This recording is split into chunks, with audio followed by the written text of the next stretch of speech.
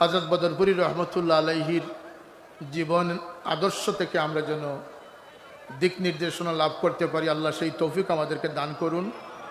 যিনি একজন মহান মুর্শিদ ছিলেন, যিনি আল্লাহ রসুল প্রেমে এত বেশি মগ্ন ছিলেন।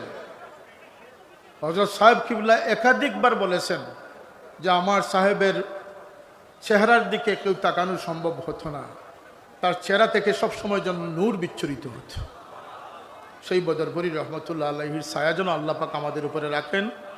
আমরা যেন এই সিলসিলার বদনামের কারণ না হই, আল্লাহ পাক যেন আমাদের দ্বারা এই সিলসিলাকে বদনামি না করেন। এই মহফিল 65 বছর যাবৎ হয়ে আসতেছে, এবারও আল্লাহ কায়েম করেছেন, ইনশাল্লাহ থাকবে।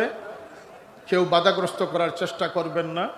প্রশাসন আমরা কিচ্ছু বুঝি না। এই মাহফিল সকলের সহযোগিতা আমরা কামনা করি। ওয়া আখিরু দাওয়ানা আলহামদুলিল্লাহি রাব্বিল আলামিন।